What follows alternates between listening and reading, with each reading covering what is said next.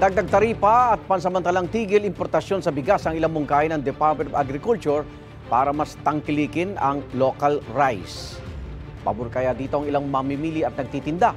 Mula sa Pasig, may unang balita live si EJ Gomez. EJ. Igan, inirekomenda nga ng Department of Agriculture o DA na itaas ang taripa sa bigas o imported na bigas at dahil paparating na nga rin ang harvest season ay iminumungkahi rin ng DA na magkaroon ng pansamantalang ban sa pag-import ng bigas para maprotektahan ang local farmers. Nagkakaroon daw ng mga araw na mas marami ang stocks na imported na bigas sa tindahan ni Rodel. May panahon daw kasi na mas maraming mamimili ang naghahanap ng imported rice. Imported din ang may stock ako. Minsan malakas ang imported kasi long grain.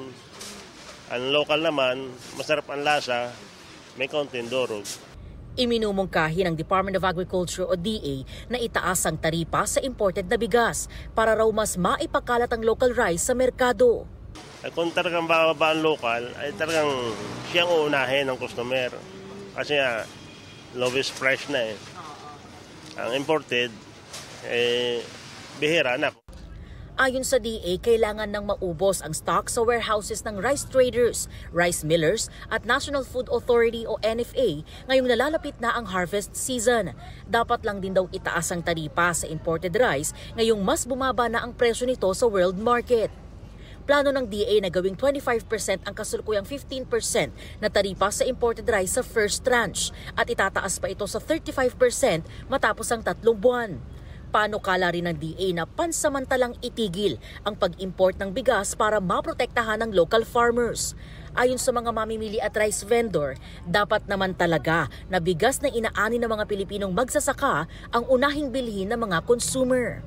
Tama yun. By local talaga ang dapat nating tangkilikin dahil atin yan eh. Dapat local rice para matulungan ating kapwa Pilipino natin. Siyempre masarap siyang sisaing and affordable naman kasi dapat talaga tayo. Pwede naman. Okay lang naman na puro local. Suportahan natin yung atin, siyempre.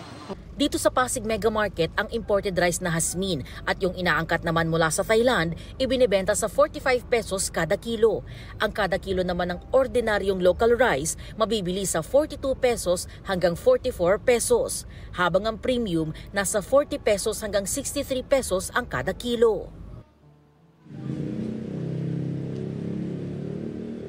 Igan, wala pang tiyak na panahon kung kailan mapagdidesisyonan ang mga panukala ng Agriculture Department.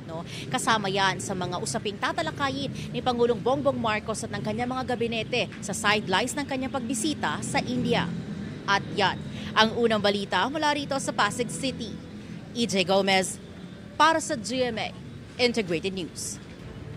Igan, mauna ka sa mga balita, mag-subscribe na sa GMA Integrated News sa YouTube para sa iba't ibang ulat sa ating bansa.